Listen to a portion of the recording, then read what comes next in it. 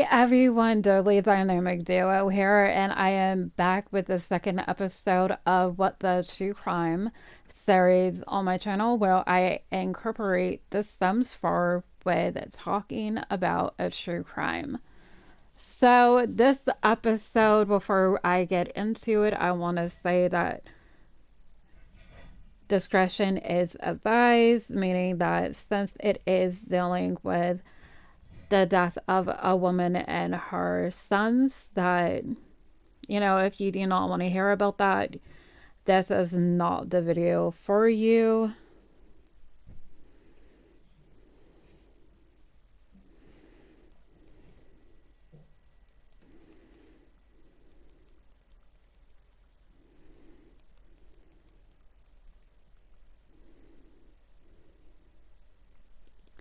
So let's get into the episode. This is a little background on both on Joshua, who was her husband, and it'll be a kind of a background on him. I mean, on her as well. Joshua Powell was born on January 20th, 1976, to Stephen and Terica Powell and Puyallup, Washington. Joshua's parents had a dysfunctional marriage.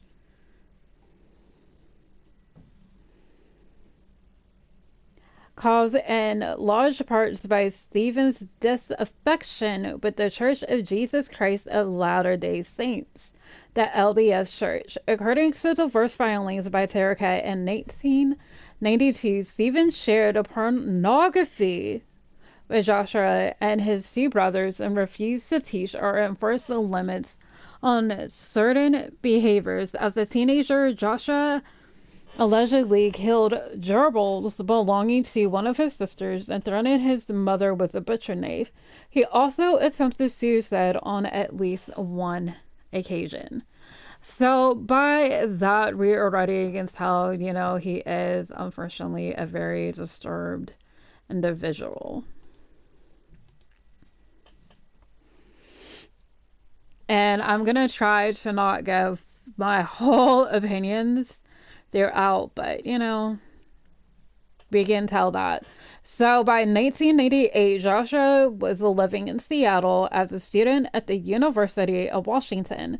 It was here that he began a relationship with a young woman named Catherine Terry Everett, whom he met at a local LDS church congregation. I am so sorry that I also did not pronounce that word right. After the two moved into an apartment together, Joshua became possessive towards Everett. He would have restrictions and limitations on what I could and couldn't do when it came to my family, she later recalled. If it was going to visit them, he had to come too. I couldn't go by myself.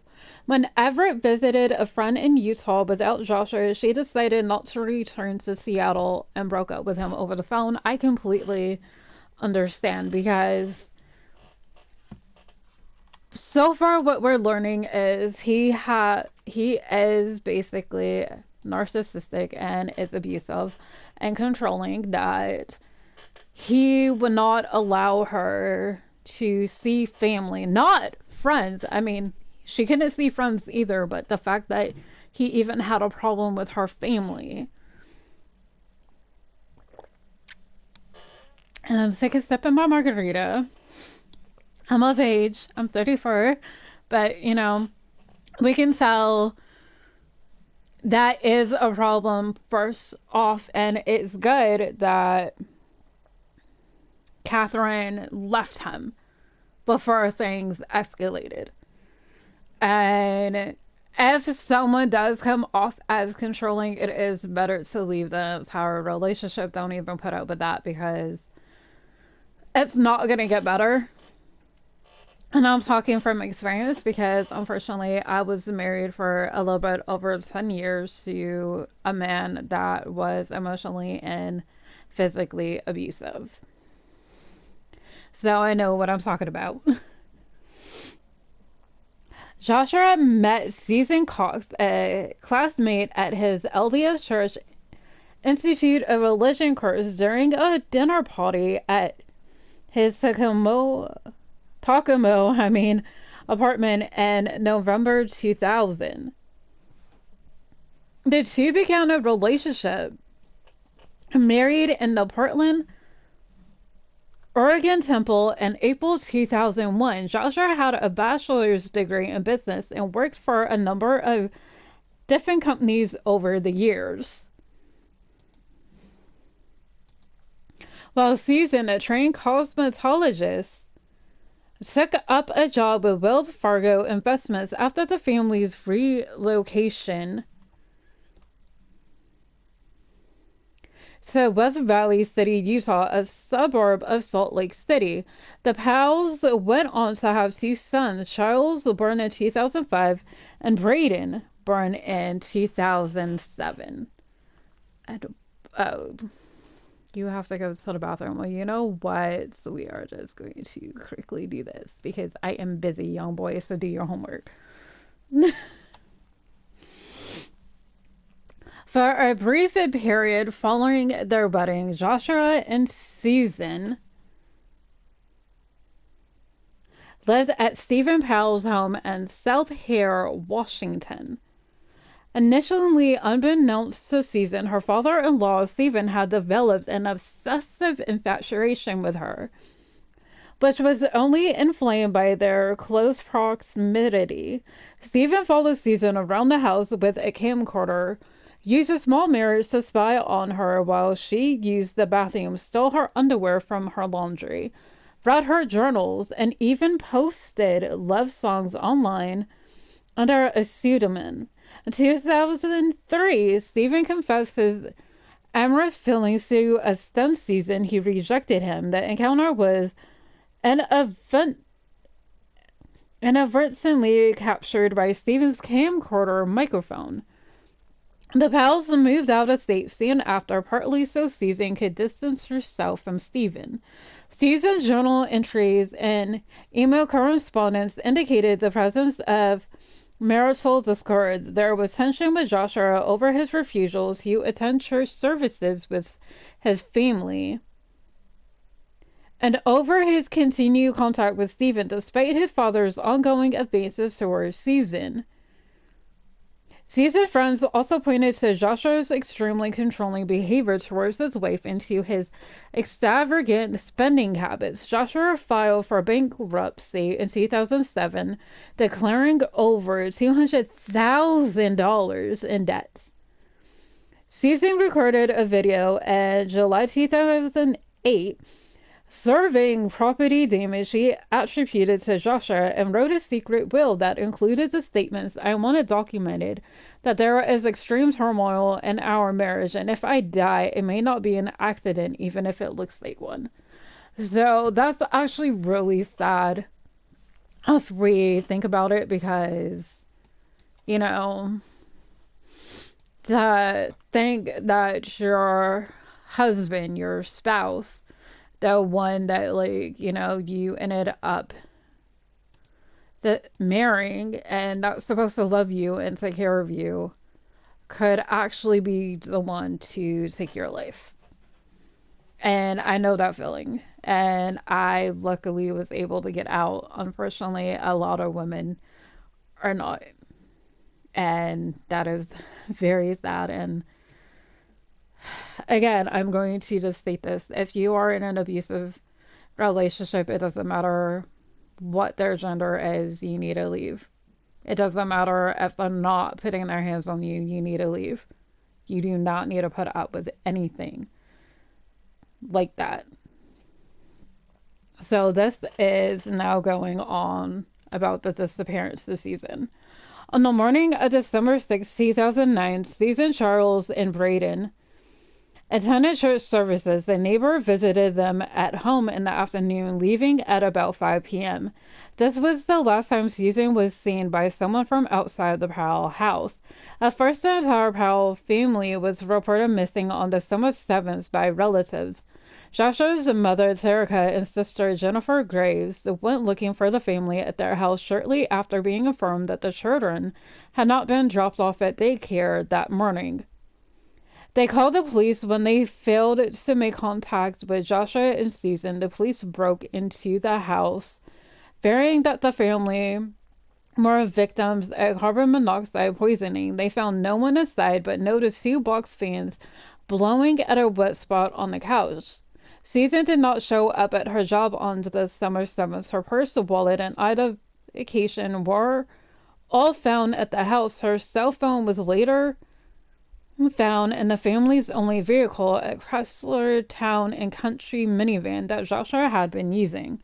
So, first off, I know that I was gonna try to wait until the end of the video, but I just kind of want to say, if you are looking for a family, because the kids and everybody were reported not being there, I would say that a wet couch, a wet spot, someone trying to blow dry an area is suspicious, because these people did not do their usual routine. So by not doing your usual routine, that means something is up.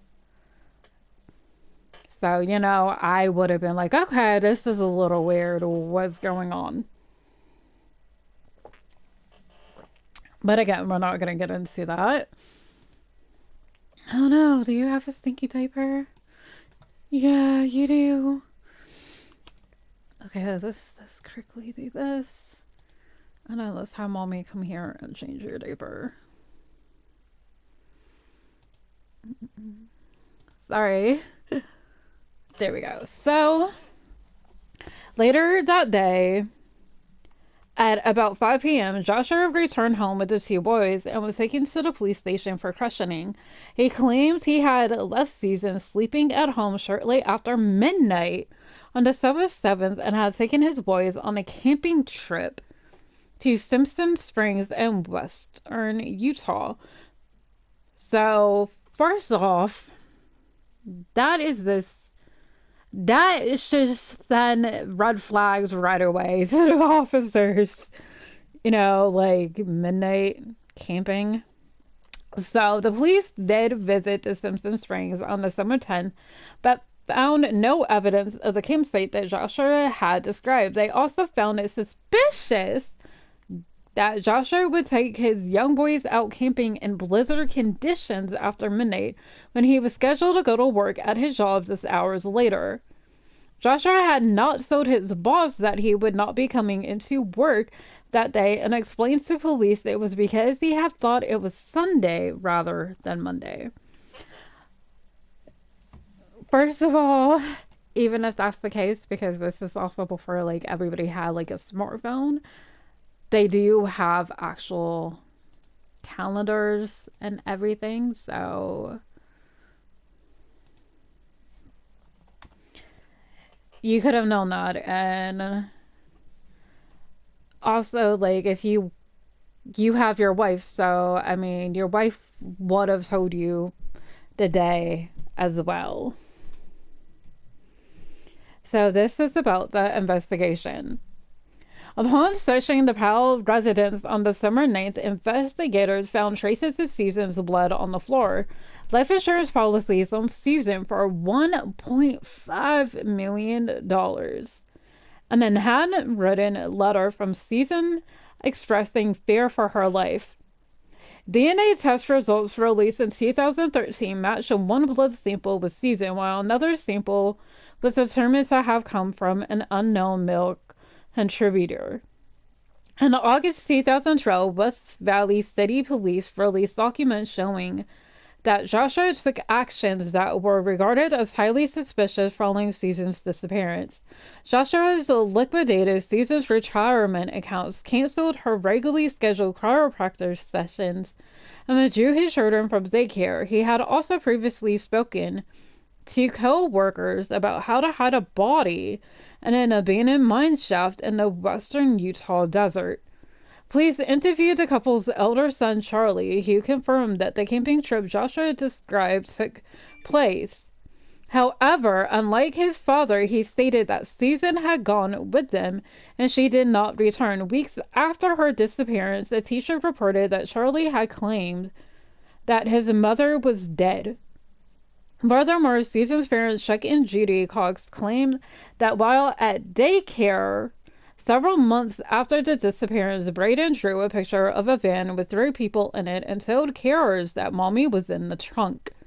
Investigators informed the media that they planned to question Joshua again and subpoenaed all footage and interviews, aired and unaired, of Joshua from local television stations. On December 14th, Joshua retained an attorney in connection with the investigation, and police said that he grew increasingly uncooperative.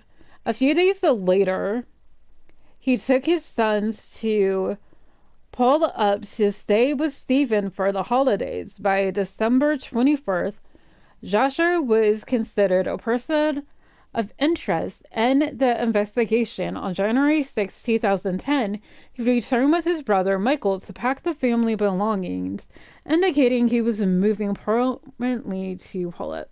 So, by him no longer cooperating with the police, that also lets you know that he's guilty, because why else would you not?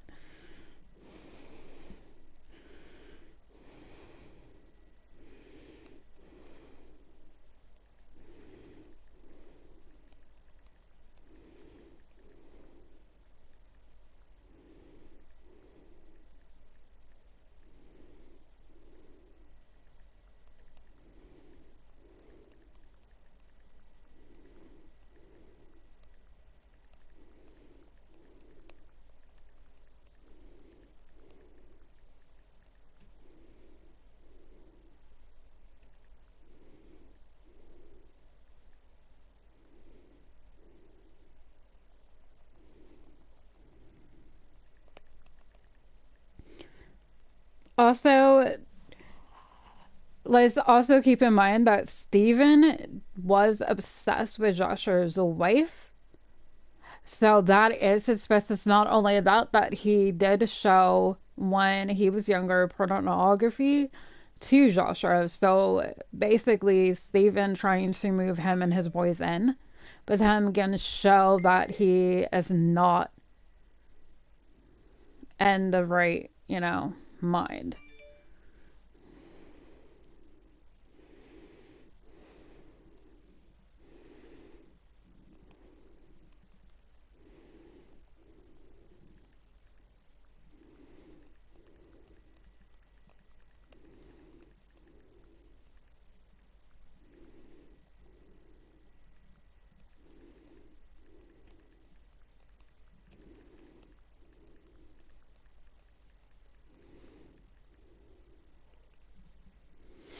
So this is the developments in 2010 and 2000 through 2012. And Joshua occupied a home with his 2 sons, his father Stephen, his brothers Michael and Jonathan, and his sister Elena. Joshua indicated that he would run out his house in Utah. It was reported that he returned to Pullup after he had lost his job. Soon afterwards, the website SusanPowell.org was launched. Described as the official website of Susan Powell, the state's anonymous entries defended Joshua as a victim of a smear campaign by Susan's family, his estranged sister Jennifer, and the LDS Church. Additional posts also speculated that Susan's disappearance was connected to that of Stephen Kocher, a former journalist who vanished the same week as Susan, and that the two had run off to Brazil together. Joshua and Stephen were widely believed to have written these posts. In late 2010, both men claimed that Susan had abandoned her family due to mental illness and that she had left with another man. Susan's family rejected these claims as being unsupported by any evidence.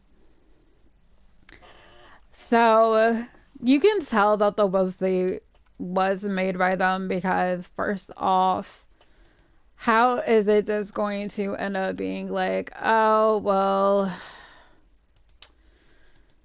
we're gonna say this is to find her, but we're also going to just talk horribly about her. That makes so much sense.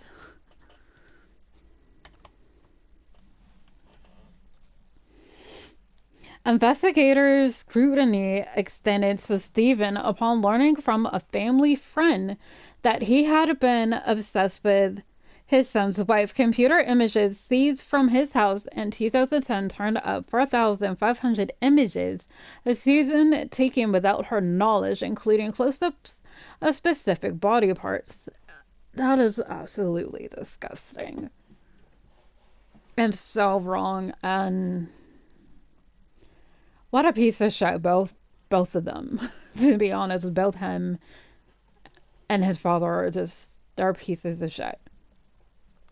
Police also turned their attention to Michael after learning that he had sold his broken down Ford Taurus to a wrecking yard in Pendleton, Oregon shortly after Susan's disappearance, and had later ordered satellite images of the lot. When police found the car, a sniffer dog indicated that a decomposing human body had been in the trunk. DNA tests on the car proved inconclusive. On September 14, 2011, Utah authorities discovered a possible grave site while searching two paths mountain, a desert area near Nephi that Joshua had frequented as a campsite. There were signs of recent soil disturbance and shoveling, but after digging a few feet down, police were unable to find any remains. In spite of careful sifting of the soil, federal anthropologists also ruled out the possibility of the site being an ancient burial ground. Police continued to examine the site for a time, but offered no explanation as to why they previously announced the finding of remains when none had actually been confirmed. Authorities said that they were following a scent detected by their sniffer dogs. Relations between and within the Powell and Cox families became increasingly hostile. After the police raid in their home in 2011, both Joshua and Stephen spoke to major news outlets regarding journals that Susan had allegedly written about the relationship between Stephen and herself. Stephen claimed that he and Susan had been falling in love prior to her disappearance, and he stated the content of the journals written when Susan was a teenager as evidence to support his theory that she was mentally unstable and could have run away with another man. A judge issued a permanent injunction forbidding Joshua and Stephen from publishing any material from Susan journals, ordering the pair to either return or destroy any journals already published. And I'm just gonna say this. You cannot take what someone written as a fucking teenager as to why they are mentally unstable as an adult when the person disappeared. Yes, you can do that if the person became a murderer, because that'll give you some kind of background. But this person disappeared. Anything that they have written as a teenager was when they were a teenager. It has no basis of her life now as an adult, as a mother, as a woman who is married. Man, fucking people, man, like, probably not the best to do these things, but anyway, at least it's where, you know, the judge that tell them that they can't publish any more of the journals. So on September 22nd, Stephen was arrested on charges of voyeurism and child pornography after police found evidence that he had secretly videotaped numerous women and young girls, including Susan. John Long, Assistant Attorney General for Washington State, said that Joshua was a subject in the child pornography investigation. A friend of Stephen claimed that he was preoccupied with pornography and was hung up on Susan's sexually. I was about to say sexuality. I'm sorry about that.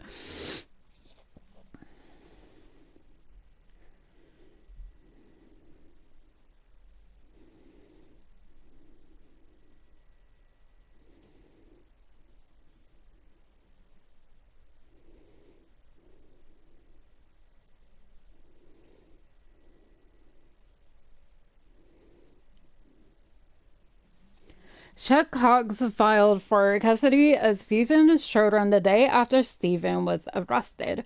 A Washington court eventually granted Cox temporary custody of the boys, ruling that Joshua would have to move out of Stephen's home if he wanted to regain custody. Joshua rented a house in South Hill, but authorities later alleged that he had never actually moved into that house, merely making it appear as if he had satisfied the court instructions while continuing to reside at Stephen's home.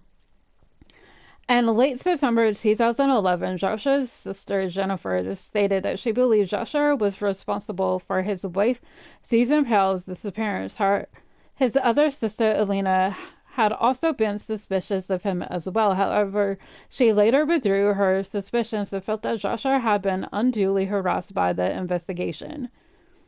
By this time, West Valley City has spent more than $500,000 on the case. On September 28th, Mayor Mike Wender indicated that he felt that the case was worth the expense, stating, "We feel that we are getting to that tipping point where we have more hot evidence than we have had in the past 2 years, and that the case was moving forward." Now, for her, I pretty much think that the reason his other sister thinks he didn't do it is because since she also ended up living with their father, Jennifer, I know, ended up living with the mothers, so I think that's why Jennifer kind of turned out a little bit more normal than the other ones. In late 2011, Joshua underwent a series of court-ordered evaluations in Washington. The evaluations by James Manley determined that Joshua had adequate parenting skills, a steady employment history, and no criminal record or history of domestic violence. However, Manley also raised issues concerning the ongoing criminal investigations. Joshua's failure to admit normal personal shortcomings, his overbearing behavior with his sons, and his persistent defensiveness and paranoia attributed to police and media attention in conjunction with underlying narcissistic traits. The initial recommendation was for Joshua to have visitation with his sons several times a week, supervised by a social worker. In the last week of January 2012, Utah police discovered about 400 images of simulated child pornography, bestiality, and incest on a computer seized from the Powell family home. The pornography had been cached when viewed by the previous owner of the computer, which had been purchased by Susan secondhand. However, Utah authorities misled the court and accused Joshua of having viewed the images. The images, while not illegal due to their being in a hand-drawn or cartoonish 3D format, were cause for great concern to Manley, particularly given Joshua's earlier denial of possessing any such material. Joshua was recommended to receive a more thorough psychosexual evaluation, and polygraphs has been. Manley suggested no change in the visitation schedule with the Powell boys. Basically, that was the biggest mistake that you could have fucking done, and I'm sure that this, whole thing is, I mean, this whole case, because of what happened, I'm sure that haunts him. If he's actually a decent person, I don't know. But that was like the biggest mistake that he could have made. Meanwhile, Michael established a Google Sites page which claimed that Susan's parents were abusing and neglecting the boys. In conclusion, with child welfare authorities, and that West Valley City Police had both mishandled the investigation into Susan's disappearance and were harassing Joshua. Lawyers for the Cox family disputed the allegations, and Google removed the site after a few days due to the terms of use violations. So this is now about to get in the death of Joshua Powell and their sons. On February 5th, 2012, social worker Elizabeth Griffin Hall called 911 after taking Charlie and Braden to a supervised visit at Joshua's house in South Hill. Hall, who was supposed to monitor the visit between Joshua and the boys, reported that he grabbed them and would not let her through the door. Soon thereafter, the house exploded, killing Joshua and the two children. Local authorities treated the case as a double murder-suicide, saying that the act appeared to have been deliberate. When authorities notified Stephen, who was in jail, he didn't seem very upset by the news, but was angry towards authorities who notified him. 2 weeks later, Stephen invoked his Fifth Amendment right not to answer questions regarding Susan's disappearance. Cox and others have stated that they believe that Stephen knew what actually happened to Susan. Stephen was convicted of voyeurism charges in May 2012 in a trial which largely skirted the issue of Susan's case. After a relatively brief investigation, officials confirmed that the explosion had been deliberately planned.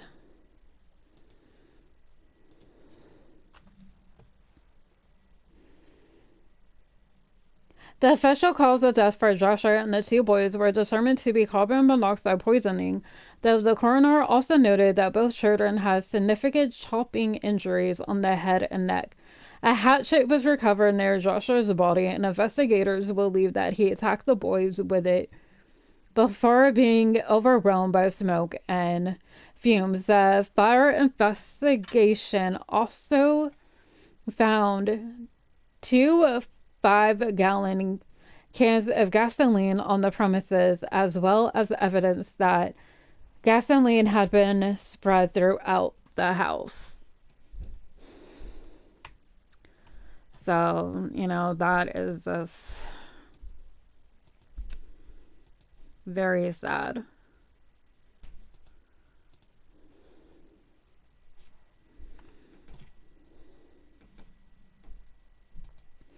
Friends and relatives of Joshua told authorities that he had contacted them by email minutes before the incident to say goodbye.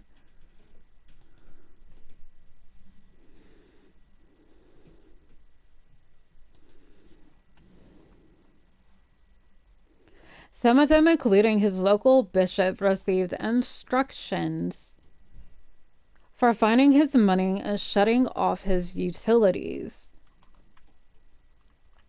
Records also showed that Joshua had withdrawn $7,000 from his bank account and had donated his children's toys and books to local charities. The day before the incident, Joshua named Michael as the main beneficiary of his life insurance policy.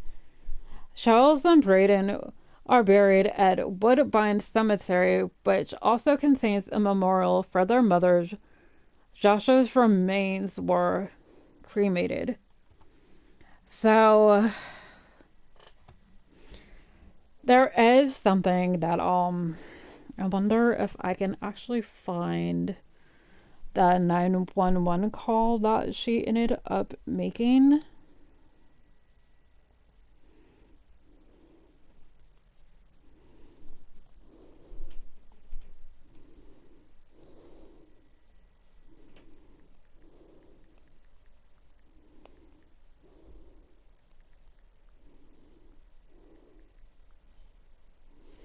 Because for the social worker, it was basically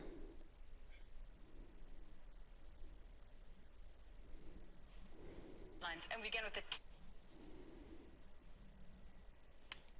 I'm going to try to find it. calls made just moments before Jair to his own home with caller, a social worker who out of the driveway to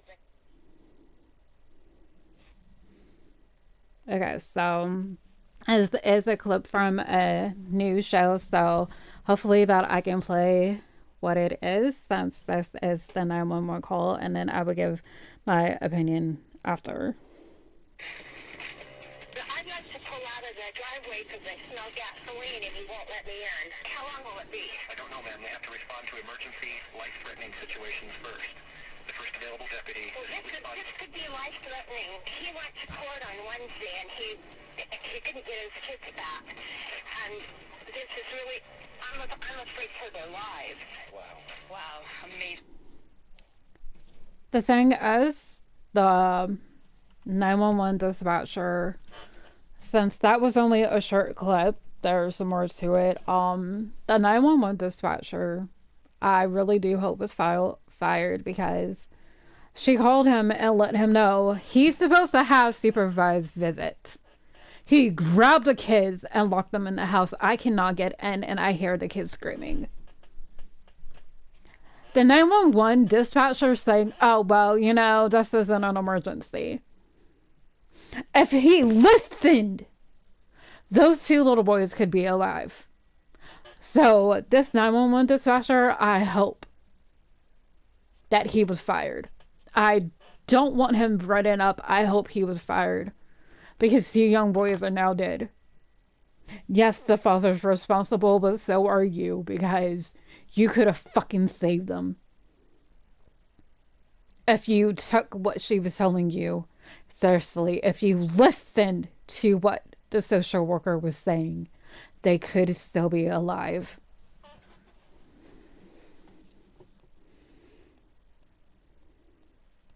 And this is the aftermath. On February 11th, 2013, approximately 1 year after the death of Joshua and his sons Michael, killed himself in Minneapolis, in Minnesota, where he had moved for graduate school. He jumped from the roof of a parking garage. Police had questioned Michael several times in 2012 after discovering his abandoned Ford at the Oregon wrecking yard. Michael was evasive about why he left the car at that location. Utah authorities have since said they believe that Joshua and Michael were accomplices in the murder of Susan. In a February 2013 interview, Lee, who had conducted the 2011 and 2012 evaluations of Joshua for Washington authorities, acknowledged his suspicions that Joshua was involved in his wife's disappearance. However, he did not mention these suspicions in his report because they were beyond the scope of his duties and because Joshua had not been charged with any wrongdoing. On May 21st, 2013, West Valley City Police announced that they had closed the active investigation into Susan's disappearance. Joshua's sister Jennifer wrote a memoir with co-author Emily Clarkson about the Powell family's tumultuous history. The memoir was published in June 2013 as A Light in Dark Places. Jennifer was inspired to write the book, she says, to help other people to recognize abuse in either their own relationships or relationships around them, because it's not always completely apparent. In March 2015, Chuck Cox won a protracted court battle with Terica and Alina Powell over control of Susan's estate.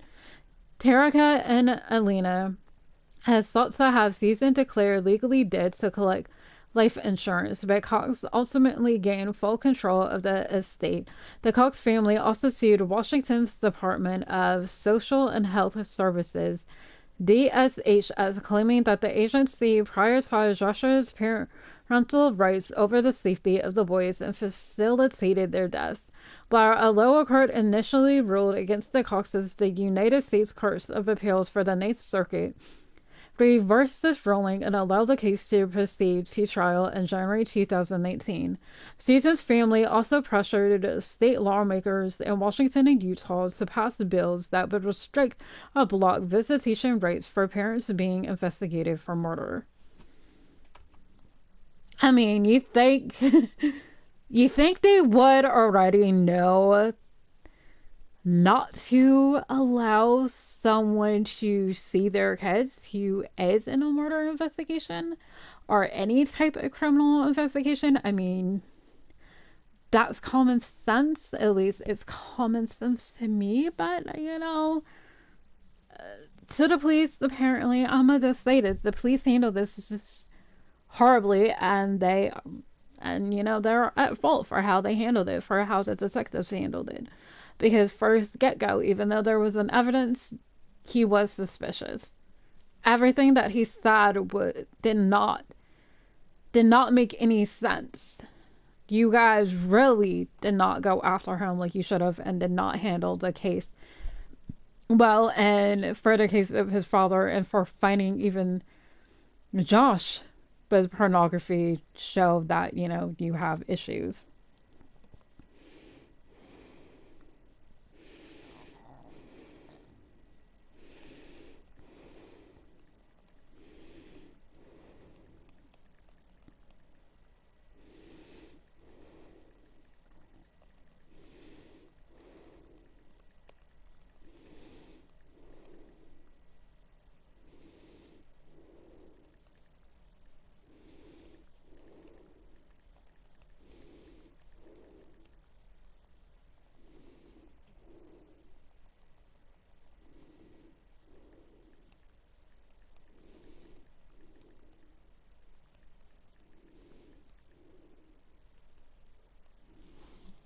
Susan Powell was released from prison on July 11th, 2017, after serving a total of 7 years following his voyeurism and child pornography convictions. He died of natural causes in Tacoma, Washington on July 23rd, 2018. You know what?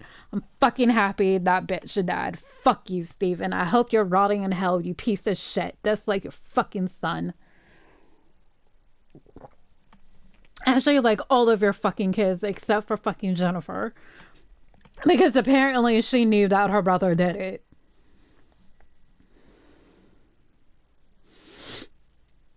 In 2018, Dakota Podcast disclosed that the asbestos cartoon porn found by Utah police was not Joshua's, nor even came from his computer. The pornographic pictures were found to be on a computer that actually belonged to Susan, and that the pornography had been viewed by the computer's previous owners, from whom she had purchased the used computer secondhand. Code declined to identify the original owners of the computer because no criminal charges have been filed against anyone related to the images. But you know what? The fact that it's child pornography but in cartoon form, this lets me know that whoever did own that computer firsthand, that the police should look into them, because if they're looking at cartoon images of little kids, then who knows what they're actually doing now. Susan remains a missing person, but given the fates of her sons, it is widely believed that she was murdered by her husband, Joshua. There were calls as of March 2018 to have her declared dead, with the cause of being homicide. So that is the case, and it is a very heartbreaking, heart-wrenching case, because not only did her husband take her life, he also took the life of his two little boys. I don't care that he killed himself, because honestly, he should have just took his own life and left Susan and the boys alone. I can't believe how her parents and how her friends must feel, because from other articles I have read, it has stated that her parents did not even like him, that they even felt like there was something a little off about him. And I do think that she also did tell her parents about his father and the advances he was making. The fact that they even try to paint her parents as horrible people, just because they were trying to take Susan boys away from Josh, and Joshua was unfed. He was a horrible person, that he decided that he just, like, one day decided, oh, I'm just gonna kill my wife. I'm gonna take my boys along to do it. And I'm this act like everything is fine, and then I'm gonna.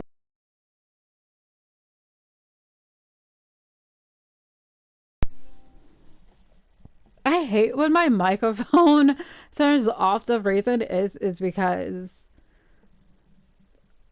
my microphone turns off because if I'm not using my actual controller after a while because of how I have it set to turn off on its own, and I guess because I've been using it for like about an hour or so. But this is such a sad case, and I do think in 2018 that they did actually finally grant the declaration of Susan being dead because even though there is no body, there is no. I mean, there's really not a chance that she is alive, especially with how Joshua, killed the boys. I mean, the fact that he killed his boys, I mean, it didn't even just deal with the fact that her parents wanted to take them. It dealt with the fact that, he knew that he was gonna be caught. I think that even though he killed Susan, that he should have still just killed himself and shouldn't have even killed the boys. They were two young, innocent little boys that didn't even get to live their life because they had a monster for a father.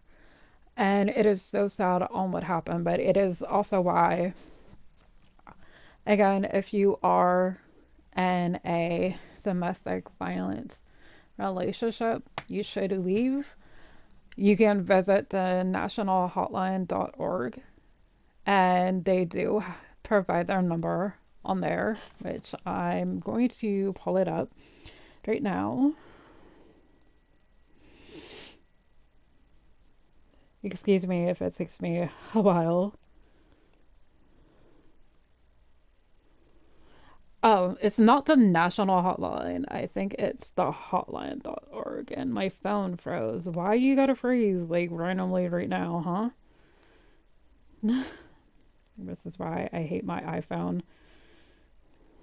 It freezes a lot because it's an old iPhone. Yes, so this is for the National Domestic Violence Hotline. The number is 1-800-799-SAFE, which is 7233. So again, the number is 1-800-799-SAFE 7233. You can call them. They also, on their website, have it where you can chat live now with someone, or you can text them by texting START to 88788.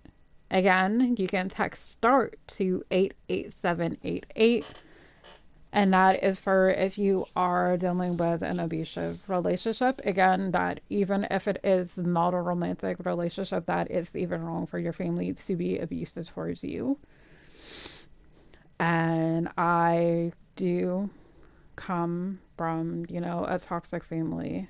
So I understand how hard it is when, it's your family members. I also understand how hard it is when you are in a relationship because it did take me a couple of times to leave my ex-husband, but I finally got out. Barely, but I got out. I am left blinded in my right eye, and I do have a permanent brain injury. I also suffer from severe PTSD, which is why I do live with my parents because of how bad my PTSD is. My therapist thought that it is not best for me to live on my own. I am working through it, and I am with a wonderful man who has no idea how great he is. If you have watched our channel and our actual games, you can kind of hear that he talks a lot of shit. But he's actually a really great person, and I love him to death. So this concludes the episode of What the True Crime with me, Yasmin Sultana. Sultana is my middle name. I just like it better than actually saying my last name, which is Chartery, but I hate my last name. But anyway, If you do like this episode, please like the video, sub to our channel, and leave a comment. And thank you, and have a wonderful day, everyone. Bye.